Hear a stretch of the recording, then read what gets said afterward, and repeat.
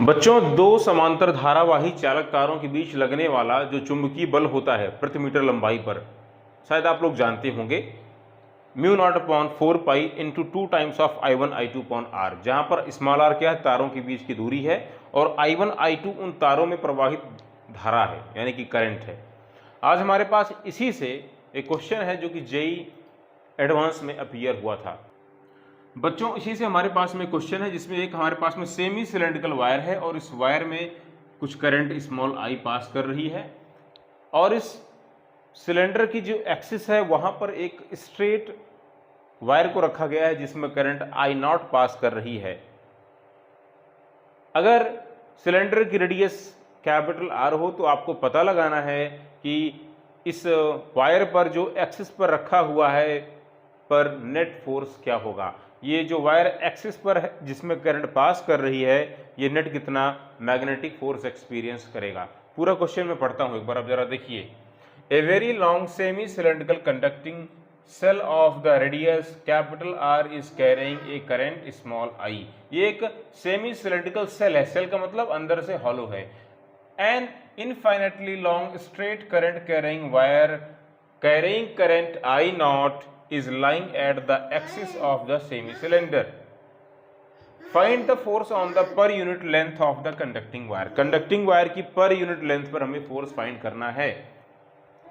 यहाँ पर जो पहला वाला वायर है वो तो स्ट्रेट है, मगर दूसरा जो आप देख रहे हो जो सेक्शन है, जो एलिमेंट है, ये एलिमेंट आप देख रहे हो ये सेमी सिलेंड्रिकल शेप में है। तो इस केस में क्या करना चाहिए हमें, हम क्या करने वाले हैं, यहाँ पर जो करंट देखो ध्यान से, अलग अलग पोजीशन पर अगर देखोगे करंट की अगर अलग अलग पोजीशन हो तो मैग्नेटिक फील्ड की वैल्यू अलग अलग होती है और मैग्नेटिक फोर्स की वैल्यू भी अलग अलग होती है। इसलिए हम इस पूरे करंट आई को एक बार में इस्तेमाल नहीं कर सकते हैं, बल्कि हमें एक छोटे से सेगमेंट को पहले चूज करना पड़ेगा। और जरा हम यहाँ पे चूज कर लेते हैं एक छोटा सा पार्ट। हमने यहाँ पर एक छोटा सा पार्ट चूज करना है, पहले एक वेरी स्मॉल पार्ट हम चूज कर लेते हैं। Consider a very small portion of the semi spherical shell, this one, okay, I name this one, suppose the length of this element is DL, okay, and this element is lying at an angle of theta. ये मान लेते हैं कि ये theta angle पर लाई कर रहा है, और ये जो छोटा सा एलिमेंट है ये एलिमेंट भी कुछ एंगल सब्सटेंड कर रहा होगा सेंटर पर। मान लेते हैं कि ये जो एंगल बना रहा है ये एंगल है D थीटा। अब इसको दिखाते हैं ऐसे। तो छोटे से एलिमेंट की वजह से हम पता लगाने जा रहे हैं कि इस वायर पर कितना फोर्स लगेगा। वापस हम क्या करेंगे, इस चूंकि जो इस एलिमेंट है अगर देखा जाए तो ऐसे बहुत सारे एलिमेंट होंगे जो सेमी सिलेंड्रिकल वायर के अलोंग होंगे, तो हम इसको इंटीग्रेट कर डालेंगे for this semi circular path, that is the for this pi R region. आओ जरा हम देखते हैं, यहाँ मैं इसको सॉल्व करता हूँ। आप हर एक बात को बहुत ही सावधानी के साथ में नोट कीजिए। सॉल्यूशन कंसीडर कर लेते हैं, है ना। मैंने एक छोटा सा एलिमेंट लिया यहाँ पर, इसको आप नोट करें। कंसीडर ए वेरी स्मॉल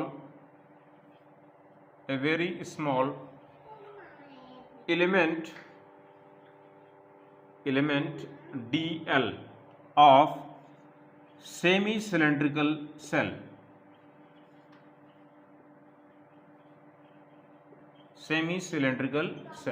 हमने इसका छोटा सा एलिमेंट चूज किया है। छोटे से एलिमेंट में हम करंट को पता लगाएं, तो आओ जरा देख लेते हैं। मैं बातों को बहुत ही संक्षिप्त में लिखूंगा। सिंस जैसा कि आप देख पा रहे हैं, इस पूरे सेमी सिलेंड्रिकल जो आप देख रहे हैं ये जो सेक्शन है, इसकी लेंथ क्या होगी, रेडियस है R, तो इसकी लेंथ क्या होगी, इसकी लेंथ होगी आपकी पाई R। हम कह सकते हैं current in the pi R length, current in the pi R length, for the pi R अगर लेंथ की बात करें तो कितने करंट आ रही है इसमें, I। तो क्या आप निकाल सकते हैं current on the per unit length, current on the per unit length क्या होगी, ये हो जाएगी I अपॉन पाई R।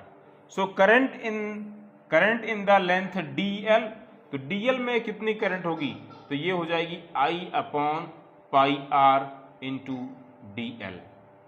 बच्चों, क्या आप इस DL को भी फाइंड कर सकते हैं, क्योंकि आपको रेडियस मालूम है, आपको मालूम है कि कोई भी जो आर्क होता है वो सेंटर पर जो एंगल बनाता है उस एंगल का उसके रेडियस से कुछ रिलेशन होता है। रिलेशन क्या होता है? Length of the arc upon radius equals the angle theta. So हम कह सकते हैं यहाँ पर जो डीएल जो एलिमेंट है ये डी थीटा एंगल बना रहा है, तो डीएल की लेंथ क्या होगी? तो आप कह सकते हो कि डीएल की वैल्यू हो जाएगी radius R into D theta. है कि नहीं? बोलिए, आपने पढ़ रखा हुआ है length of the arc upon radius equals angle subtended at the centre of the circle in the radian. So we can say length of the arc equals radius into angle R d theta. ये छोटा सा element कितना angle बना रहा है? D theta. Radius है capital R, तो उसकी लेंथ क्या होगी? Are d theta. तो हम डीएल को रिप्लेस कर सकते हैं किससे? आर डी थीटा से। आओ इसको रिप्लेस भी कर देते हैं यहाँ पर, यहीं पर इसका हम काम खत्म कर देते हैं, क्योंकि डीएल हमने एज्यूम किया था, तो डीएल को हम भी खत्म भी करेंगे। आई अपॉन पाई आर इंटू क्या हो जाएगा? ये हो जाएगा आर डी थीटा। करेक्ट? आप कह सकते हैं कि आर से आर कैंसिल आउट हो जाएगा और आपको इस डीएल में जो करंट है, यानी कि जो छोटी सी करंट डी आई होगी, उसकी वैल्यू क्या मिल गई? वो वैल्यू मिल गई है आपकी I upon pi into D theta. इस बात को नोट कर लें, छोटे से एलिमेंट में जो करंट है वो करंट आप निकाल चुके हैं। कितनी इसकी वैल्यू आई है? I upon pi D theta. इसको मैं यहीं पर नोट कर देता हूं, फटाफट आप नोट करें पहले इस चीज को। नोट हो गया? अब आओ जरा देखते हैं कि इस छोटे से एलिमेंट को हम स्ट्रेट वायर एज्यूम करते हुए फोर्स निकालते हैं। Force on per unit length of the wire placed at the axis. कैसे फाइंड करेंगे? मिलेगा D F equals mu naught upon 4 pi 2 times of the current in the first element that is the D I, current in the second that is the I naught upon distance that is the radius. Clear?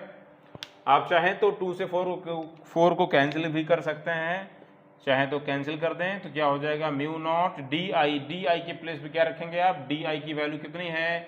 ये है I upon pi D theta, okay, into I naught upon R. और ये देखिए ये पहले से 4 पाई था, 2 से 2 कैंसिल, क्या मिलेगा आपको? 2 पाई। तो 2 into pi, pi into pi को आप कह सकते हैं पाई स्क्वायर, तो ये आपका हो जाएगा mu naught I naught d theta upon 2 pi square capital R. This is the value of the small force applied by the current element D I. ये छोटा सा एलिमेंट जो फोर्स इस पे लगा रहा है, इस फोर्स की डायरेक्शन किस तरफ होगी? तो डायरेक्शन या तो अवे होगी या तो टूवर्ड्स होगी, डिपेंड करेगा डायरेक्शन पर। मान लेते हैं कि जो वायर है सेमी सिलेंड्रिकल, इसमें करंट ऊपर की तरफ है, और जो वायर सेंटर पर है इसमें करंट नीचे की तरफ है, दोनों अपोजिट डायरेक्शन में करंट को ले रहे हैं, तो फोर्स ऑफ रिपल्सन यहाँ पे एक्ट करेगा। तो रिपल्सिव फोर्स किस तरफ लग रहा होगा? तो आप बता सकते हैं रिपल्सिव फोर्स की डायरेक्शन इस तरह होगी, इस तरफ होगी। ये है रिपल्सिव फोर्स की डायरेक्शन, डी एफ की डायरेक्शन, है कि नहीं? ये डी एफ की डायरेक्शन होगी, ये हमें डी एफ मिल गया। अगर आप कंसीडर करें तो ध्यान से देखिए, यहाँ पर डी एफ के हम 2 कंपोनेंट कर सकते हैं। एक कंपोनेंट जाएगा अलोंग द एक्स एक्सिस, मान लेते हैं चलो ये हमारी एक्स एक्सिस है, ये हमारी वाई एक्सिस है। तो अगर आप देखो ये एंगल हमारा थीटा है, ये वाला भी एंगल थीटा ही बनेगा। फोर्स का इस तरफ कंपोनेंट क्या आएगा? इस तरफ आने वाला है डी एफ कॉस थीटा, और परपेंडिकुलरली क्या जाएगा? डी एफ साइन थीटा, है कि नहीं? D F sine theta. Consider करो बिल्कुल ऐसा ही एलिमेंट इस तरफ भी होगा, ऐसा ही एलिमेंट इस तरफ भी होगा। उसके लिए भी अगर आप देखो ध्यान से, अगर आप यहाँ पे एलिमेंट को देखते हो तो उस एलिमेंट के लिए आपको फोर्स इस तरफ मिल रहा होगा। इसके भी 2 कंपोनेंट करोगे तो पहला कंपोनेंट इस तरफ आएगा, एक्सिस के अलॉन्ग, एक्स के अलॉन्ग अपोजिट डायरेक्शन में D F cos theta, vertical में कितना जाएगा? D F sine theta, D F sine theta. इस तरफ क्या आएगा? D F cos theta. Cos वाले कंपोनेंट कैंसिल हो जाएंगे, केवल साइन वाले कंपोनेंट बचने वाले हैं। तो इस बात को दिमाग में रखते हुए कि केवल साइन थीटा वाले कंपोनेंट ही बच रहे हैं, आप पूरे सेमी सिलेंड्रिकल सेल के लिए इसको इंटीग्रेट कर दीजिए। Net force on wire, net कितना फोर्स लगेगा on the per unit length. तो अगर हमें उस एफ को निकालना है तो इसको इंटीग्रल डी एफ करेंगे, और डी एफ का हम लोग कंपोनेंट कौन सा हमको मिलने वाला है, जो बचेगा वो बचेगा साइन थीटा। लिमिट क्या लगाएं भाई, तो हम कितना बन रहा होगा पाई, तो 0 to पाई आप इसको इंटीग्रेट करना है ना।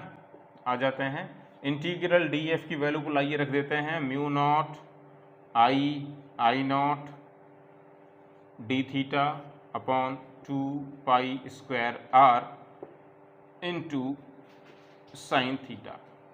ध्यान से देखिए यहाँ पर mu naught I naught upon 2 pi square R constant है, इसको बाहर निकाल लेते हैं।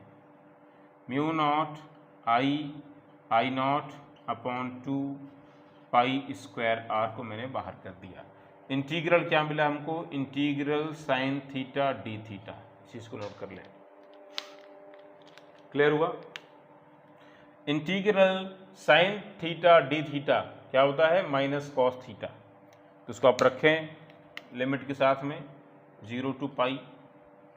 क्या मिलेगा आपको, mu naught I naught upon 2 pi square R into minus cos theta from 0 to pi. इसको सिंप्लीफाई करें तो क्या मिलेगा आपको, कॉस 0 माइनस कॉस पाई, बाहर माइनस लगा हुआ है तो आपका आंसर क्या हो जाएगा, ये +2। 2 से 2 कैंसिल हो जाएगा, तो आपका आंसर क्या हो जाएगा, mu naught I naught upon pi square R. तो यही फोर्स है जो इस सेमी सिलेंड्रिकल सेल की वजह से सेंटर पर रखे हुए वायर पर लगेगा, इसकी एक्सिस पर।